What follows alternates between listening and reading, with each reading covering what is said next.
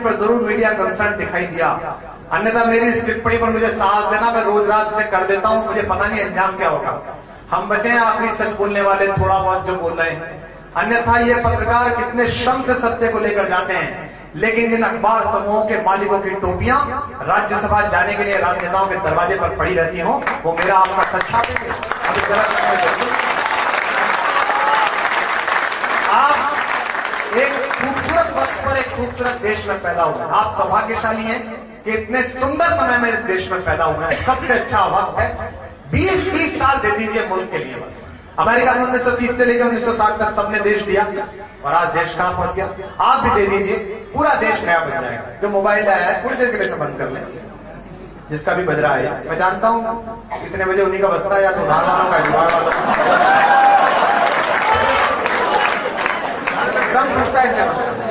अब आखिरी कविता सुन लीजिए, मैं इतनी देर से सुना रहा हूं। एक आखिरी कविता सुनाता हूं जो जरूरी कविता है, जो पूरी लिखी है। अरे आप ना बता दो तो मुझे पता ही नहीं चलता है। मैं तो गुल्ली डंडा ही समझ रहा था, आपने बताया कि IPL में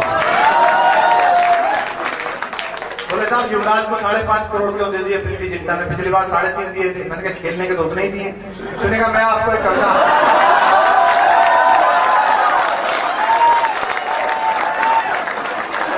बाकी मॉडलिंग के लिए है क्या। MBA के लड़के इतने बदमाश होते हैं, उनको टाइपराइटर की तरह मारो कहीं लगे वहीं जाके। कभी अच्छी बात भी सुन लिया करो। मुंबई गया था मैं, मूड इंडिगो में IIT में उन दिनों, जिन दिनों वो आतंक चल रहा था वहां।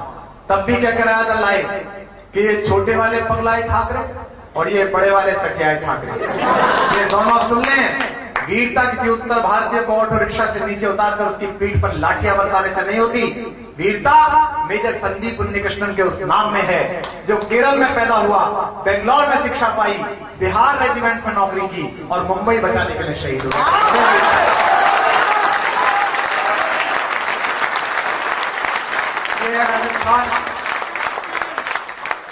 राजस्थान जो प्रेम करता है तो रेतीले घोरों पर मीरा की धुन गूंजती है, जो वार करता है तो मुंड कटने पर एक पैर तक तो रुंडी लड़ता रहता है, इसे कहते हैं। होता होगा। और यही राजस्थान जब व्यापार करता है तो लक्ष्मी मित्तल बनकर पूरी दुनिया को अपना लोहा बनाता है। मैं कविता आपको सुनाता हूं। 3 साल पहले मैं कारगिल गया था। देश के तत्कालीन रक्षा मंत्री प्रणब मुखर्जी ने बड़े नहीं सुनने आई होगी, कोई दिक्कत नहीं।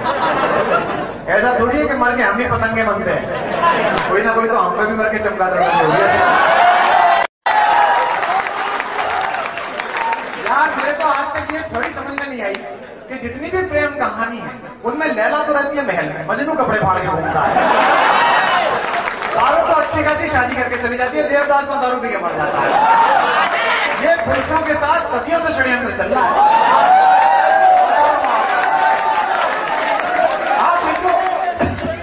होना ही संकट का कारण है। मतलब आप देखो, घड़ा 20 रुपए का, घड़ी 2000 रुपए, एक मात्रा करते ही प्रॉब्लम हो जाती है। मैं राजस्थान को इसलिए भी प्रणाम करता हूं कि राजस्थान अकेली जगह है जहां सांप्रदायिक सद्भाव की खबरें पूरे देश तक जाती हैं, अन्यथा हर जगह बदमज़गी होती है। मैं एक गीत सुनाता हूं आपको दोस्तों। कारगिल था, बड़ी ठंड थी वहां, दिन में -12, रात को -20। नहाना धोना छोड़िए, धोना पहुंचना वहां। पहली बार पता चला कि क्लीनिंग मिल्क किस काम आता है। तब पता चला कि लड़कियां बहुत दिन तक नहीं नहाए तो कॉटन से मुंह साफ करती हैं उससे, तो उससे नहाया नहाया जैसा बोध होता है। कितने खुश हुए कि हम अकेले ही सुन लेनी है। हमारे एक ड्राइवर थे वहां, शौकत मियां, मैं उनसे मजाक करता रहता था। आखिरी कुछ मिनट हुआ आपके बीच, थोड़ी संजीदगी से सुन लीजिए। मैं उनसे मजाक करता रहता था। मेरी मजाक का कोई बुरा नहीं मानता, चूंकि मैं परिहास करता हूं, उपहास नहीं करता। परिहास मोहब्बत कराता है, उपहास महाभारत कराता है। कोशिश करिए जिंदगी में सबसे परिहास। कोई बात नहीं, कल समझ में कोई जल्दी नहीं, आराम से, अभी तो पूरा सेमेस्टर पड़ा था। तो मैंने उनसे कहा शौकत भाई से कि शौकत भाई ये बताओ, ये ईद के दिन बकरा क्यों काटते हो? जैनब सर बोले, शौकत भाई बोले कुर्बानी कुर्बानी अल्लाह को प्यारी है कुर्बानी। मैंने कहा बकरी की क्यों देते हो, शेर की क्यों नहीं देते? बोले सर शेर की कुर्बानी देने जाएंगे तो वो हमारी कुर्बानी देकर खुद ही बना लेगा। भाई वो भी तो अल्लाह का बंदा है ना आखिरकार। मजे लेने लगा। फ्राइडे के दिन, शुक्रवार के दिन हम बौद्ध मठ घूमने गए थे। दोस्तों मुझे पता नहीं कि अफजल गुरु मुसलमान है या नहीं, मैं नहीं जानता कि साध्वी प्रज्ञा हिंदू है या नहीं, लेकिन मैं उपनिषद पढ़ता हूँ, ब्राह्मण हूँ जाति से, पिता के अनुशासन में वेद भी पढ़ा थोड़ा बहुत और कुरान शरीफ भी पढ़ी, मौलाना फारूकी का अनुवाद। मुझे पता नहीं कि इस्लाम का कौन सा नया मीनिंग है कुछ लोग सिखा रहे हैं। अगर कभी जानना हो तो कुरान पाक का सफा वहां से पढ़िए जहां सल्लल्लाहु अलैहि वसल्लम हुजूर मोहम्मद साहब ये फरमाते हैं कि लकुम दीनकुम वली दीन, मैं तेरे लिए रास्ता छोड़ूं तू मेरे लिए रास्ता छोड़, यही धन है, यही धर्म है, यही दुनिया का कोई पैगंबर घृणा नहीं सिखा सकता, और अगर घृणा सिखाएगा तो इंसानियत उसे पैगंबर बना नहीं सकती। इसलिए मैं आप सबसे कहता हूं जुड़ कर रहिए। मैं घूमने गया और दोस्तों मुझे फिर मैं दोबारा कहता हूं, मैं नहीं जानता कौन हिंदू कौन मुसलमान, मैं मुसलमानों के नाम पर हिंदुस्तान में केवल एक मुसलमान का खानदान जानता हूं, रामेश्वरम के उस मल्लाह के बेटे का खानदान, जो जब तक रामेश्वरम के तीर्थयात्रियों को मंदिर तक छोड़कर आता था और जितनी देर में वो तीर्थयात्री परिक्रमा करते थे उतनी देर में नाव में बैठकर फिजिक्स की किताब पढ़ता था, जिसके एक कान में गीता का श्लोक और दूसरे कान में फिजिक्स का मंत्र गूंजा है। मैं पिछली सुल्फों वाले उस अब्दुल कलाम को सलाम।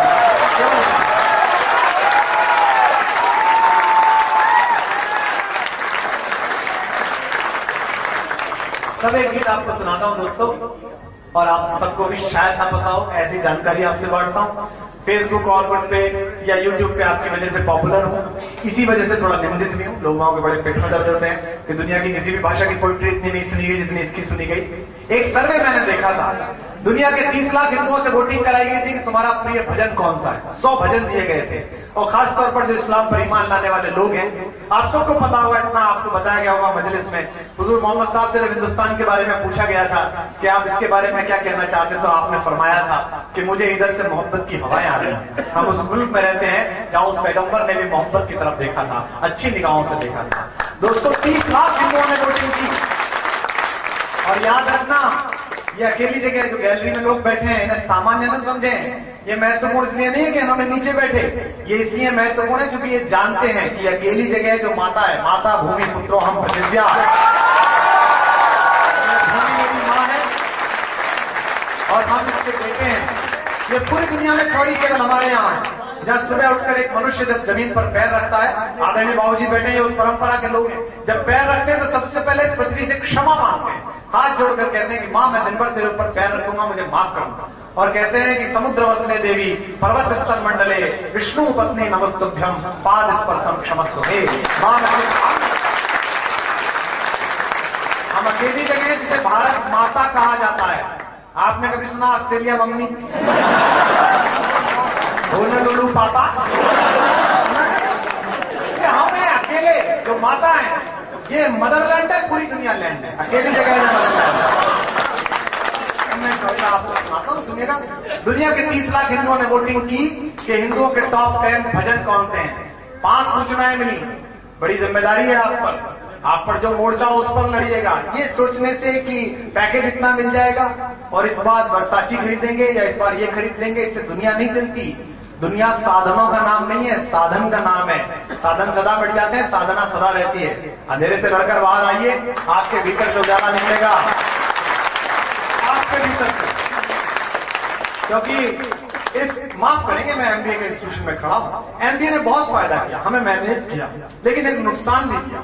हमारी सारी संवेदनाएं बाजार में बिठा, हमारी उपासनाएं, पूजा, प्रार्थना सब। यशोमती मैया से बोले नंदलाला, टाटा स्काई लगा डाला तो लाइफ चेंज लगा।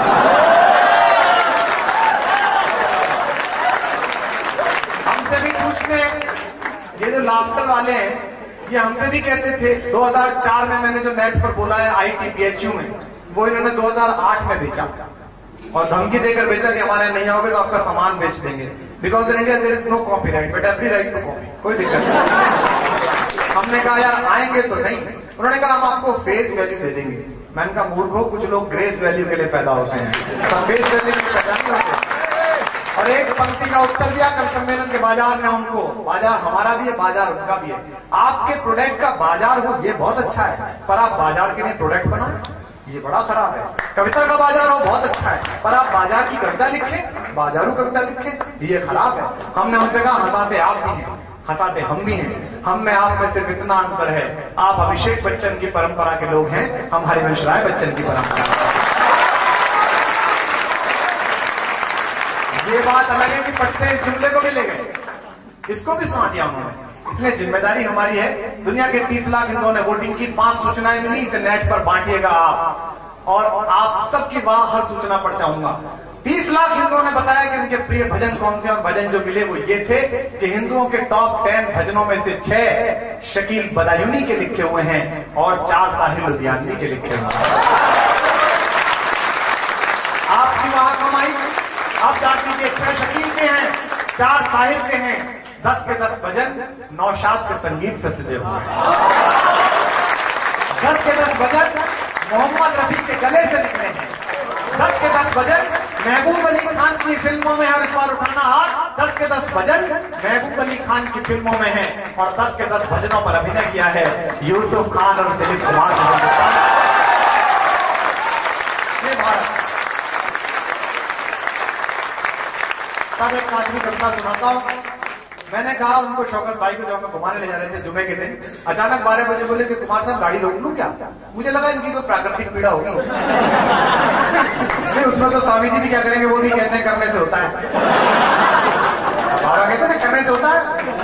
तो मैंने कहा ये अंदर हो, इससे चलो आ रही हो, तो मैंने कहा रोक लो भाई की गाड़ी रोक लो। हर तरफ बर्फ जमी हुई थी, अचानक उन्होंने गाड़ी रोकी, अपनी टोपी उतारी, एक सफेद रंग का कपड़ा बिछाया बर्फ पर, और काबे की ओर मुंह करके नमाज पढ़ने बैठ गए। मैं भी हाथ जोड़ के खड़ा हो गया, मैंने गायत्री मंत्र पढ़ने शुरू कर दिए। भाई अपन नीचे तो लड़ना है, ऊपर तो ईश्वर अल्लाह एक साथ रहते होंगे।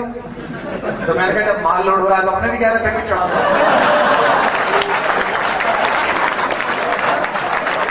अलग से क्या कुरियर खर्च करना, ये शुद्ध मारवाड़ी सोच है।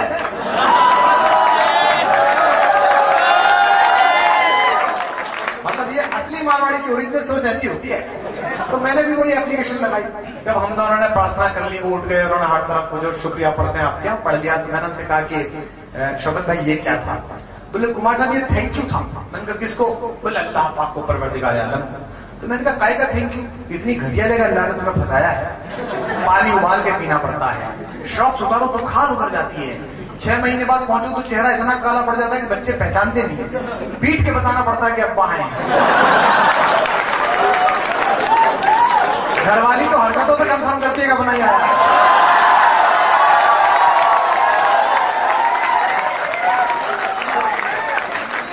मैंने कहा हमको ऐसी जगह हनुमान जी फंसा दे तो हम तो हनुमान जी से लड़ मरे। खुद तो मंगलवार को भोगड़ में चने खा रहे हो, तो हमें यहाँ बता रखा है।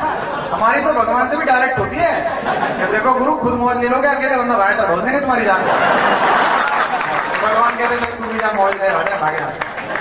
भगवान को बहुत काम है, हमने से थोड़ी अकेले पड़े हैं। बोले यार ये प्रदर्शन करे, धरना करे, अनशन वंशन करे, भेजो इसे मान। तो उन्होंने मुझे कहा कि कुमार साहब मैं अपनी सलामती के लिए नहीं दुआ मांगता, मैं जो दुआ मांगता हूँ वो उन्होंने मुझे पढ़ के सुनाया। मैंने उसे कविता में बदला। आज तक एक बंद सुनाता था, एक बंद और लिख लिया है। अब कुछ लोगों को अच्छा लगेगा, मैं सुनाता हूँ, सुनिएगा। आखिरी कुछ मिनट आपके बीच हूँ, और मुझे पता नहीं कि आप रॉक बैंड भी बुलाते होंगे, सबको बुलाते होंगे, बुलाइएगा। हम इसलिए नहीं सुने जा रहे हैं कि हमने कोई खास कविता लिख दी है, हम इसलिए सुना रहे हैं कि हमारा खानदान बड़ा है, और आप इसलिए सुन रहे हैं क्योंकि हम बड़े खानदान से आए हैं। हम कबीर के, मीर के, सूर के, तुलसी के, मीरा के घर में पैदा हुए हैं, इसलिए आप